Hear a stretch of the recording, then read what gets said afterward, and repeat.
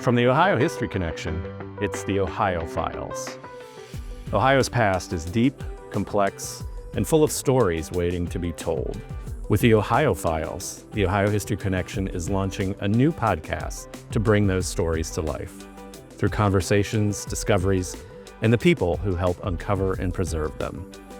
From ancient earthworks to more recent history, each episode will explore a piece of Ohio's past and why it still matters today. So welcome, we're glad you're here. I'm Jerry Dannemiller, and this is the Ohio Files.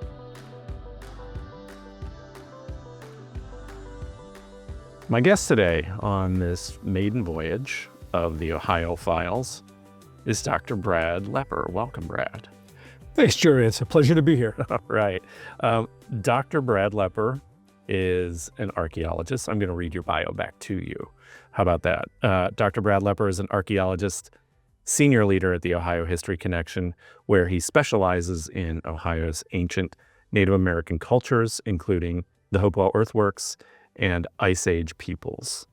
He is widely known for his work on the Newark Earthworks, Serpent Mound, and the excavation of the Burning Tree Mastodon, one of the most significant Ice Age discoveries in North America. Dr. Lepper has written extensively for both scholarly and public audiences and is the author of Ohio Archaeology, an illustrated chronicle of Ohio's ancient American Indian cultures.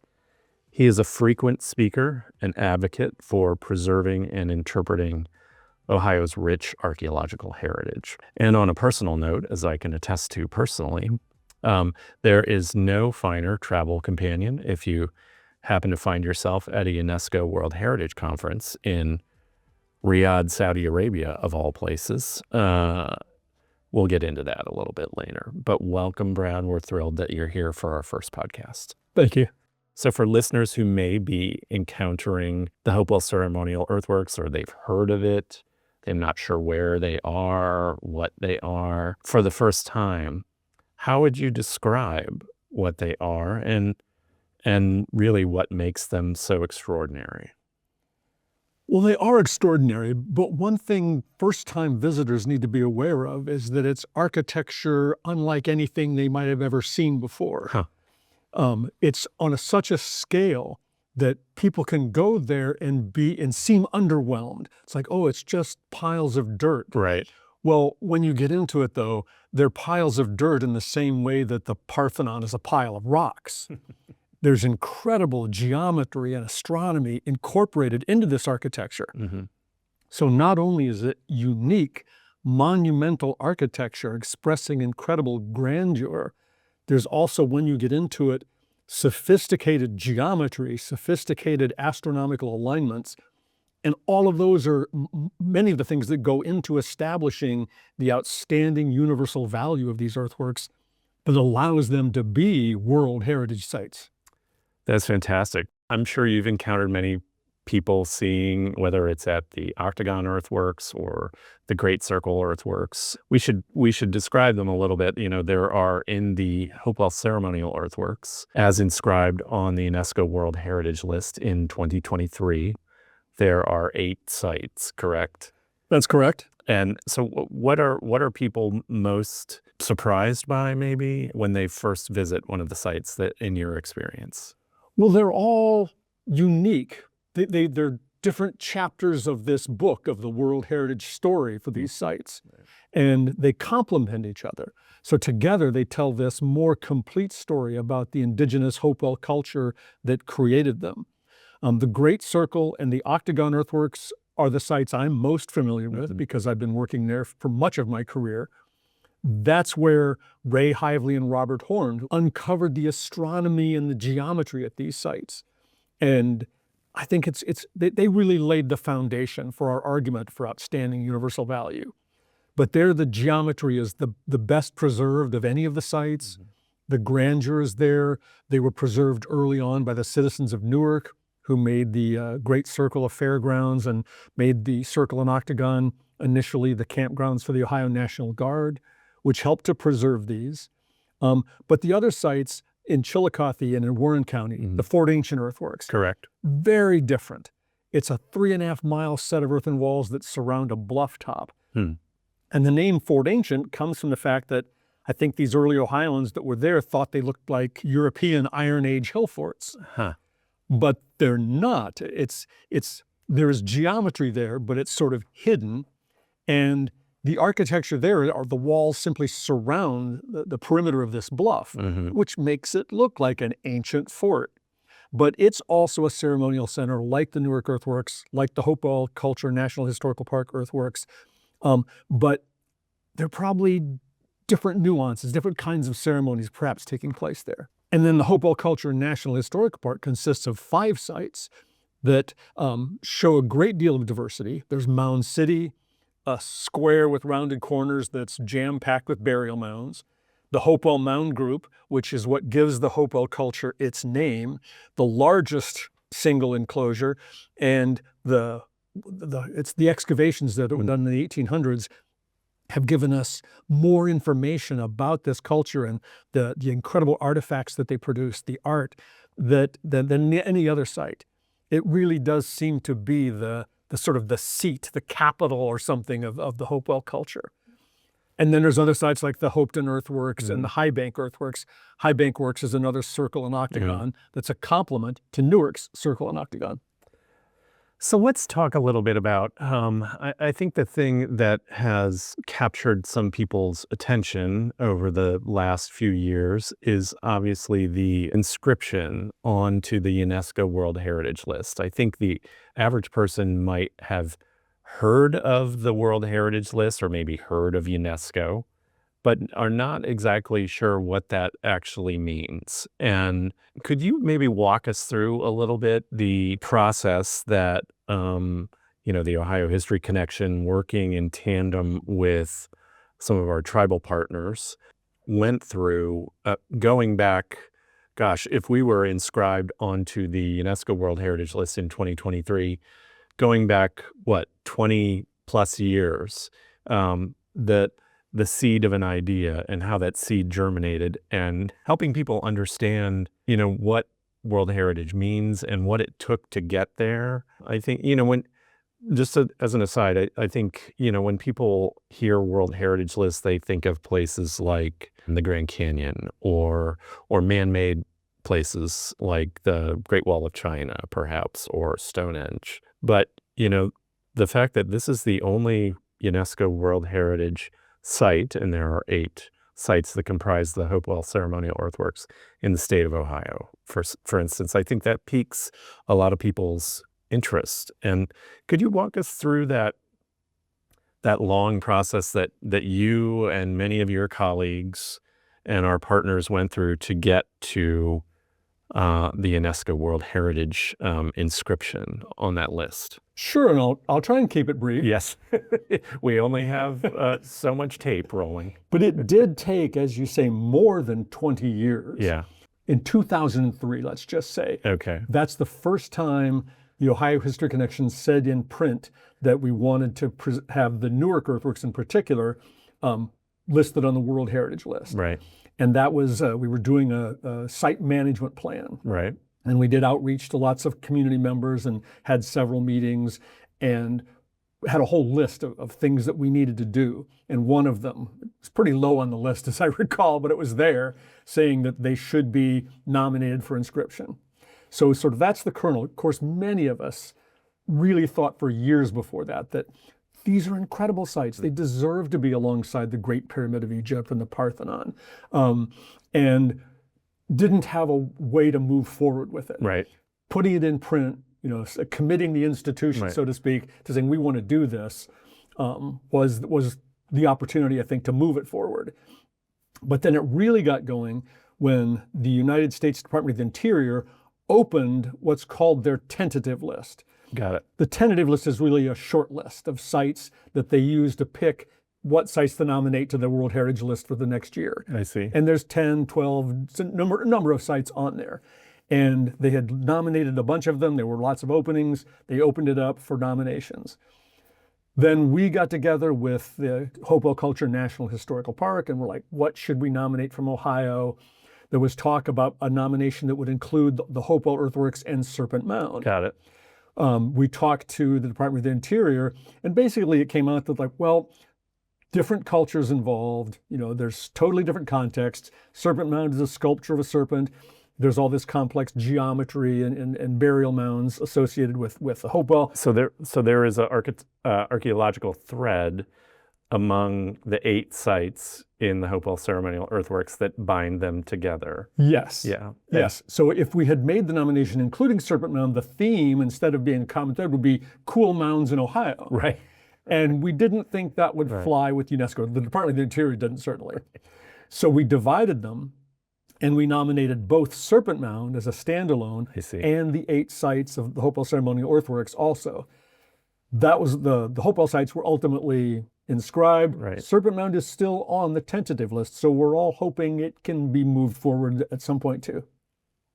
And so as that process moved along, you mentioned 2003 was sort of the germination, and when the Ohio History Connection, or at the time the Ohio Historical Society, sort of put their name on a piece of paper that sort of committed resources and the weight of the organization, or the intent of the organization behind inscription onto the World Heritage List.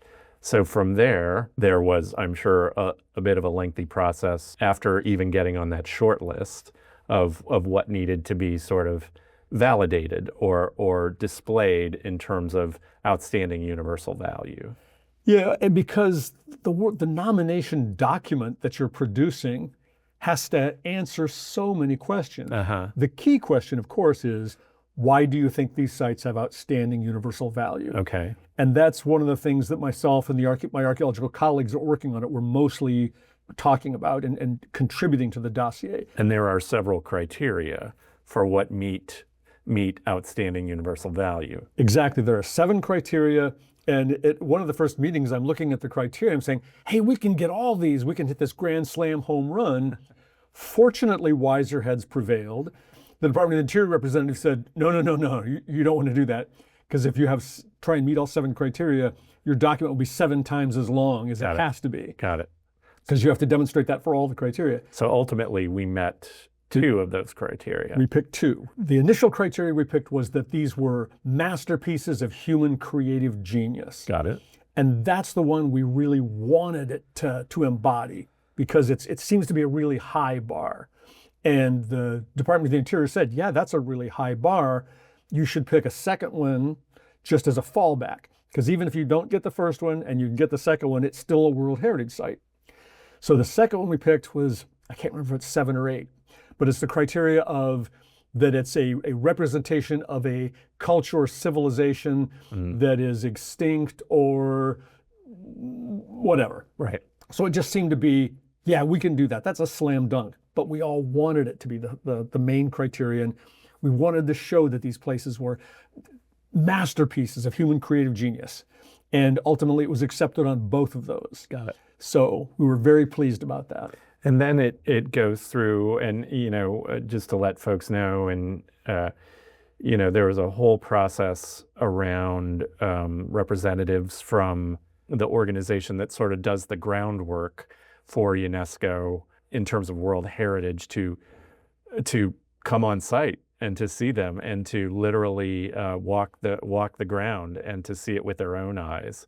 And I'm sure that was a bit of a process as well. Yeah, that was very interesting, because the organization is called ICOMOS, right, the International Council of Monuments and Sites, and they're a much smaller body of technical experts who UNESCO relies on to come and evaluate sites. I see. Some of them are doing at their desks in whatever country they are, but they send a representative to have boots on the ground, right, to confirm that, yeah, what they put in that dossier, yeah, that's really true on the ground.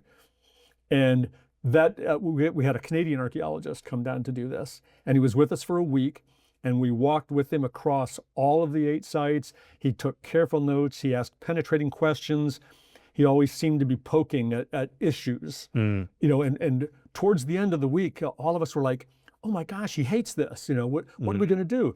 And I approached him at one point, like the second to the last day he was there, and I said, you got a lot of people bummed out here because we think it's all negative. And he looked at me and went, oh no, I'm sorry. This is a wonderful nomination, But it's not my job to just say, oh, it's wonderful. It's my job to look at all the issues, the hard sticking points that might be a problem. And so he said, no, I think it's a wonderful nomination. And I'm like, we can breathe again then. Because to be, fully transparent about us, there was the small matter of a golf course. Yes, and that wasn't a small matter. Even when we got inscribed in the ceremony, Icamos reminded us in the video that, and get rid of that golf course, or Right. words to that effect. Right. So that takes us to, effectively, you are not inscribed officially on the World Heritage List until the gathering of representatives from all countries come together, generally once a year, at a rotating site to approve the nominations. And I was so fortunate to be able to be part of the delegation, to just be a fly on the wall and document what went on at the UNESCO World Heritage Conference. This was in Riyadh, Saudi Arabia, in September of 2023. And a whole host of our partners and colleagues were there. You were there, Brad. I was there. Our executive director and CEO, Megan Wood, was there, and a lot of our tribal partners, because they were such a big part of the process. And they obviously represent the tie back to the people that were originally constructed the earthworks. And so we were inscribed onto the gavel came down. We were all gathered around the table, and Chief Glenna Wallace from the Eastern Shawnee tribe was there to give a short speech, and we were inscribed. The gavel came down. People can find it on video. Just seeing everything that we've been working towards for more than a decade, I think having Chief Wallace represent these Indigenous sites was perfect. And I think just all the people that came to the table to shake our hands and congratulate us, I think a lot of that was this upwelling of happiness and support for Chief Wallace and the other Indigenous partners there. Exactly. And there were our partners also at the table from the Park Service as well. And they were invaluable partners throughout this whole thing as well. So we're going to take a short break and be right back with Dr. Brad Lepper on the Ohio Files. If you love history podcasts, chances are you're going to love where history actually happened. That's where an Ohio History Connection membership comes in. With one membership, you get free admission to more than 50 historic sites and museums across Ohio, from ancient American Indian earthworks to natural history sites to iconic landmarks you've driven past 100 times and never stopped to explore. Members also enjoy a full year subscription to the award-winning Echoes magazine, discounted event tickets, behind-the-scenes experiences, and great reciprocal benefits, and more. And the best part, your membership directly supports the preservation of Ohio's stories, places, and collections, so they're here for generations to come.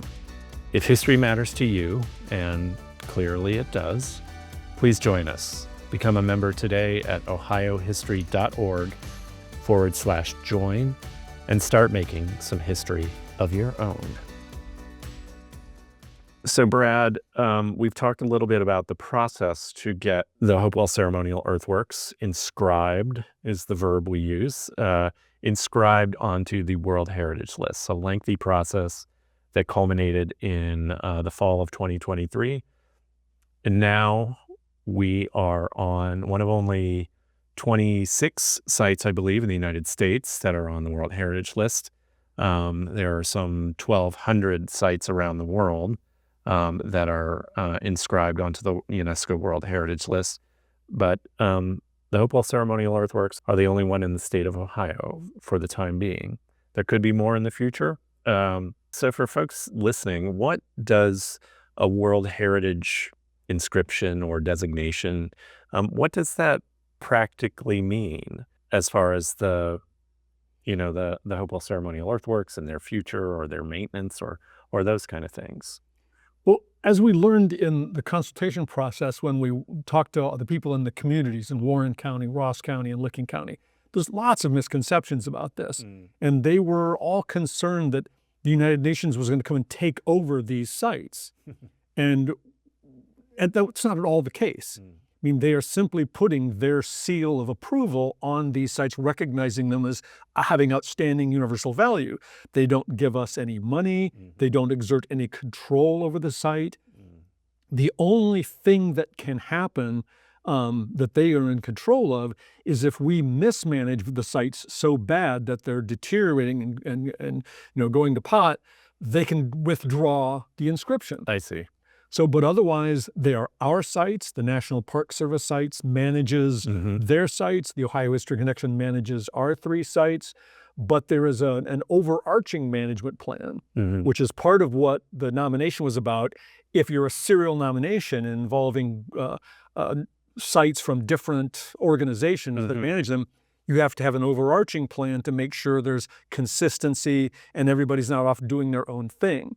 But if this is one UNESCO nomination, there has to be this overarching management plan that controls them all. Controls is too strong a word. Sure. But it makes it consistent, makes it one thing rather than 8 different things. I see.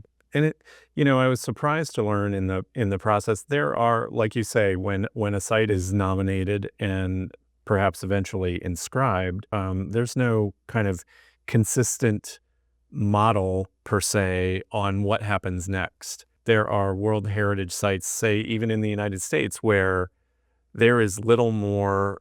I'm thinking of down in Louisiana, Poverty Point. There is little more than a plaque, and beyond that, there's not a lot that perhaps, whether it's publicizing it or encouraging visitation, or beyond that, telling the story of it. It was inscribed onto the World Heritage List. I don't know, maybe just the variance, I think, while there is a requirement for perhaps a plan, there is not a lot of consistency around that. Is that? Yeah, and the big issue that you touched on there is funding. It doesn't come with any funding from UNESCO.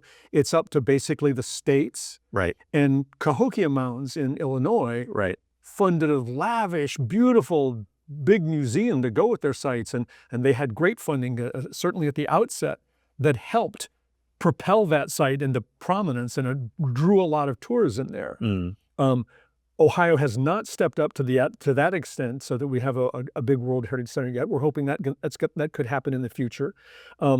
But an economic study that was done in terms of what would be the benefits to communities basically said that if we did nothing, we should double visitation because of the stature, the prestige of having this, prestigious nomination, this prestigious, label that we are World Heritage Sites, gives you a cachet. And people often have a checklist. They want to go see the World Heritage Sites. Of course.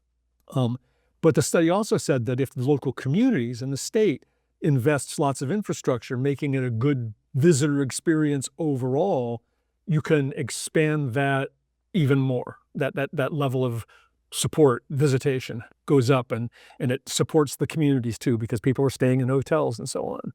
And I can attest that we work on that every day here at the Ohio History Connection to work with our partners and to drive awareness and drive visitation to these sites so that more people can experience them and learn about the Hopewell Ceremonial Earthworks. Let's talk about the earth itself and understanding perhaps the construction via new technology, the construction of the earthworks via perhaps new technology that hasn't existed until recently. So I'm speaking of like new technologies like lidar, more geophysical surveying or GIS.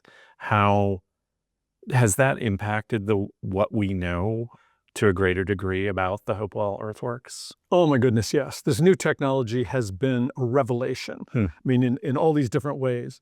Our nomination is filled with geophysical evidence from the Hopewell Ceremonial Earthworks. Dr. Ruby, the archaeologist down there, worked with the German Archaeological Institute to do a full suite. They covered all their properties with this magnetometry. and revealed all kinds of things we never knew were there. I mean, timber structures like wood hinges and houses and all kinds of things that there's no evidence for on the surface, but by peering underground with this new technology, all this stuff pops up. So that evidence was, I think, pretty crucial to pointing out the importance of those Chillicothe sites. Many of those sites are not wonderful visitor experiences in that you go there and they've been plowed down to a large extent. The Mound City sites, the Hopewell Mound Group, Site Mound are maybe different. They're special, but some of the other ones like High Bank Works, Hopeton, many of those are significantly plowed down. But now seeing so much archaeology there, that's evidence, that's gives these sites more importance, because even though they've been plowed, there's still so much evidence there of the ancient indigenous Hopewell culture. Now, Newark is kind of the opposite side of the coin. We have all this preserved architecture, Right. but they didn't preserve much of anything inside the circles. They built fairgrounds and horse tracks and all things.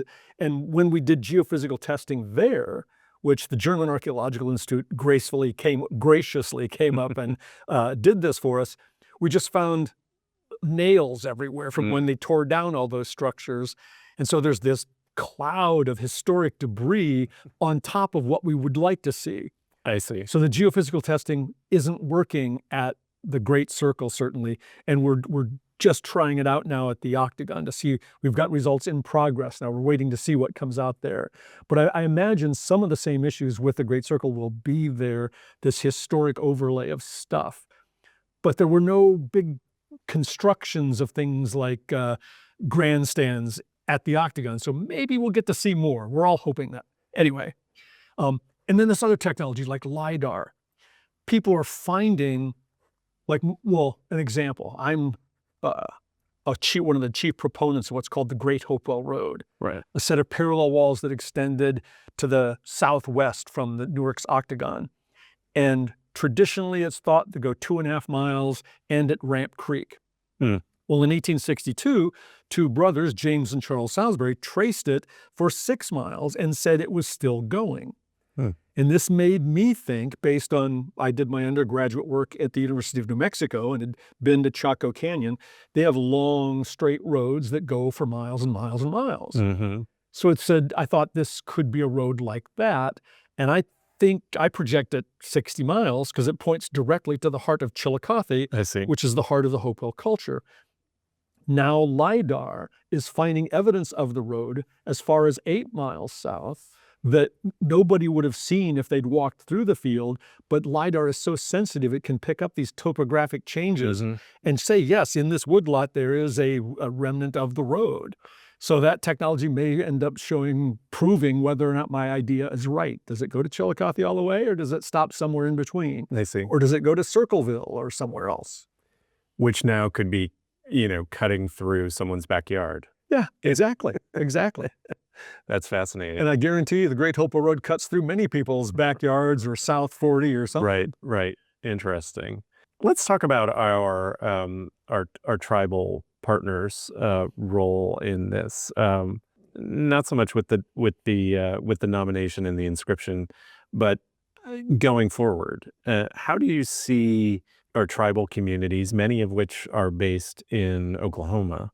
How do you see them involved in the whether it's the stewardship or the interpretation or the research of the Hopewell Earthworks going forward? Now that this has reached a level of awareness and recognition, we want to build upon that and grow that even more so that the Hopewell Ceremonial Earthworks themselves are recognized and the amazing work of their ancestors is recognized. How would you see our tribal partners, their role going forward? Well, and if I could just take a step back. Sure. I think our tribal partners' role in the inscription was crucial. Yep. I mean, they helped bring that nomination forward, and if without their role, without the support and consultation of our Indigenous partners, I'm not sure it would have become a World Heritage Site, because I think UNESCO considers those kinds of things. Who is this benefiting? Is this just benefiting, the people of Ohio, or is it going to benefit the indigenous people whose ancestors actually created it, who were forcibly removed from Ohio. And to have 5 tribes have tribal resolutions in support of the World Heritage nomination and representatives from those 5 tribes there with us, I think that meant a lot. And all the people I think that were shaking our hands at that table were mostly, shaking Chief Glenna's hand and some of the other indigenous people, recognizing that it was their ancestors' achievement, not ours. Yeah. But yeah, moving forward, it has to be a sort of a hand-in-hand relationship because it's their heritage.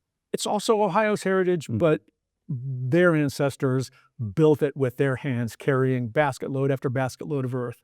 And we find sometimes, and I did this very sort of serendipitous piece of research with Chief Ben Barnes, then the second chief of the Shawnee tribe, now the first chief.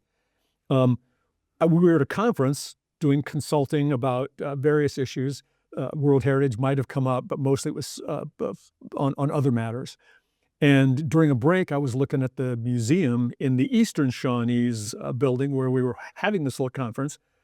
And the person was guiding me through it, was showing me this exhibit on the Hopewell, or not the Hopewell, the Eastern Shawnee drum. And Chief Barnes came walking by at that time, and he joined in the conversation. And he still, for his ceremonies, builds a drum. And the way they attach this drum, or the hide drum head to the drum body, is by taking these perfectly round black stones they find in a special place, wrapping them around the edges of the leather, tying them off, and then tying them all together and pulling them down. That holds the drum head on. And when he's describing it, I was like, perfectly round black stones. And I said, we have from the Hopewell Earthworks, from excavations in the early 1900s, 5 perfectly round black stones, and they're all engraved with different designs. And I said, do you engrave them? And he says, no. But that started a conversation, and we eventually sort of changed the interpretation when Henry Shetron, an early curator of archaeology for the Ohio History Connection, wrote about those. He thought they were marbles that kids would play with. In spite of the fact that there's no evidence whatsoever that the Dame of Marbles was in North or South America before Europeans. Right. But now, what Ben and I decided, and we actually published a technical paper together, which I think is amazing, to co-author an archaeological paper with a Shawnee chief. Just one of the pinnacles of my career. But we're arguing that those are drum stones, just like the stones that Chief Barnes uses in this different context. And if that's the case, then that's the oldest documented drum in Eastern North America, or maybe North America. Wow, that's fascinating. And to do that in partnership with indigenous people, and my boss, Jen Altman, who was also with us in Riyadh, she had this beautiful expression, because she said, you can't just go talking to indigenous people and say, hey, what's this Hopewell artifact doing? Right. Because they're like, but she said, they don't know what they know. And having this serendipitous conversation that developed into a bigger deal, sure, as far as Chief Barnes is concerned, his maybe uncle or maybe father taught him how to do the drum. And so it's like, it's my father, whatever, taught me to do this. But his father learned it from somebody, and we think that goes all the way back to Hopewell. Yeah, that's fascinating. So maybe to connect it to the question I asked a little while ago about about technology and lidar and things like that. That's it has to be both going forward. There is obviously the things that we can learn from technology, but there's also the ingrained knowledge of our tribal partners that inform what we know going forward. And marrying the two together perhaps will get us to even greater understanding. That's my little thesis today. No, and I think that's absolutely right, because I suppose back even in the early parts of my career, when I had never even met an indigenous person, what I knew was an indigenous person, I had no idea that they could contribute anything to understanding what was going on 2,000 years ago. I don't know anything that my ancestors were doing 2,000 years ago, but they have maintained a lot of traditions that very likely go back that far and that can help us inform, things about the Hopewell culture. That's great. That's great. For thousands of years, people gathered in places shaped with purpose, meaning, and a deep connection to the land, the Hopewell Ceremonial Earthworks. Today, these remarkable works of monumental landscape architecture, recognized as Ohio's first and only World Heritage Site, share a powerful global story of creativity, engineering, and community. A visit to the Hopewell Ceremonial Earthworks is more than a look into the past. It's an opportunity to walk through a landscape where, nearly 2,000 years ago, people came together to celebrate, connect, and observe the rhythms of the earth and sky. The story is still unfolding, and you can be part of it. Sign up for our newsletter at hopewellearthworks.org to stay connected to events, programs, and experiences at Ohio's only UNESCO World Heritage Site. So Brad, as we've talked a lot about Hopewell Ceremonial Earthworks, we've talked a lot about the UNESCO World Heritage and being on the UNESCO World Heritage List. As we look to the future of the Hopewell Ceremonial Earthworks specifically, what excites you most about the next chapter of research, of whether it's research, preservation, or even public engagement at the Hopewell Earthworks? Well, for me, it's all of it, and how we can do all of it better. And as a museum archaeologist, I've been committed to a lot of public education. And even as long as I've been doing it, there are still people, and I think less now since we've got the World Heritage inscription, that seem to not be aware of the sites at all, or just look at them and think, oh, they're just piles of dirt. And I think that's changing now. I think that perception is changing. But just being a part of that education outreach, like we're doing right here, talking to people about these sites, to get people engaged with, yes, architecture doesn't have to be stone temples that go up into the sky. It can be huge earthen walls that seem to go off to the horizon. Working with Indigenous people on research, looking to see what problems they're interested in that we might be able to contribute from our collections or from the sites to teach them more about what their ancestors achieved here.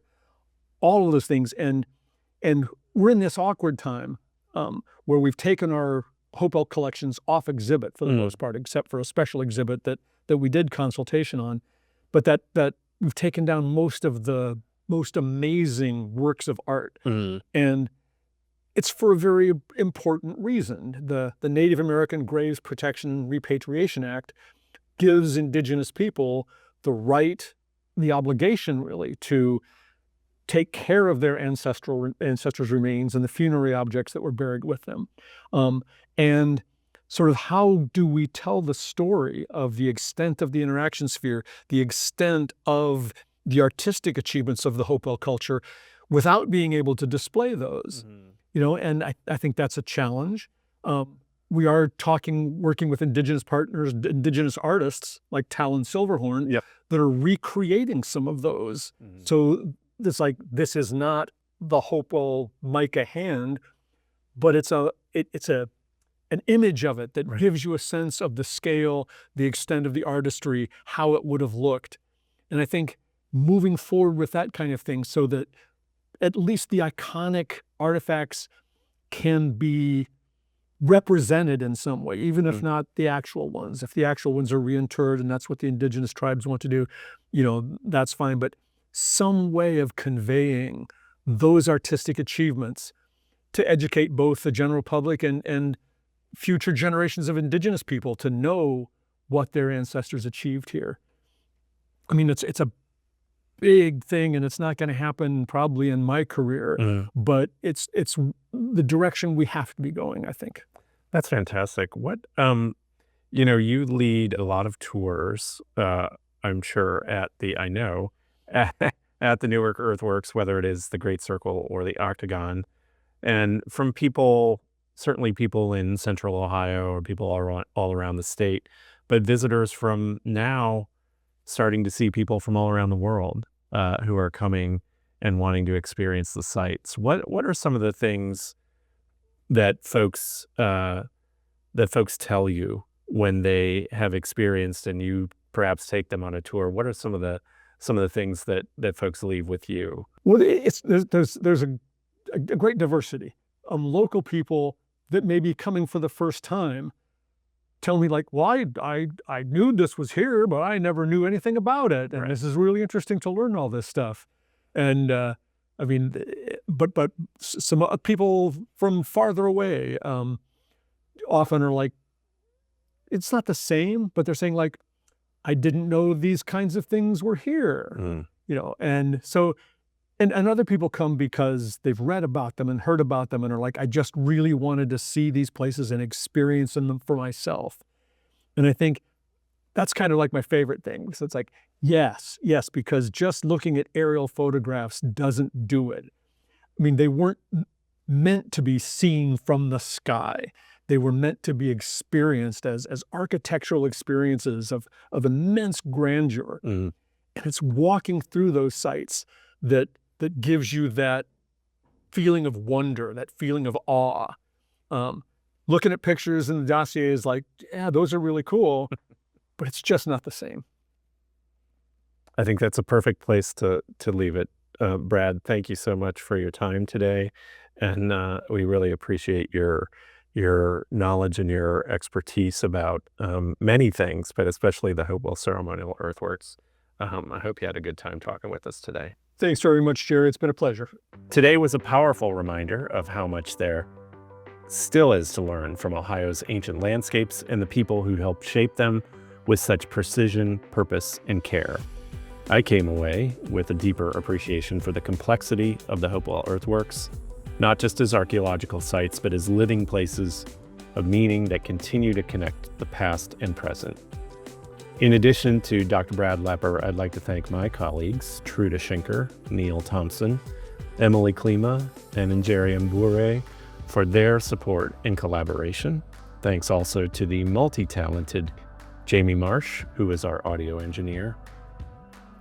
To learn more about these extraordinary places, I encourage you to visit any one of the 7 accessible sites. But before you do that, make sure you visit hopewellearthworks.org to plan your trip, to sign up for a newsletter, and to follow us on social media. You can stay connected by following the Ohio History Connection on social media for updates, stories, and events by following us on Instagram and Facebook at Ohio History.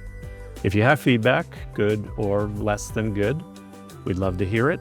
Please send us an email at ohiofiles, one word, at ohiohistory.org. That's ohiofiles@ohiohistory.org. And let us know your thoughts or topics you'd like us to cover in future episodes. We are just starting out on the Ohio Files, and so it helps to subscribe and spread the word as much as possible. If you liked what you heard today and would like to hear more stories about Ohio's history from experts and those who know it best, please subscribe wherever you get your podcasts and tell all of your friends, of which I'm sure you have many.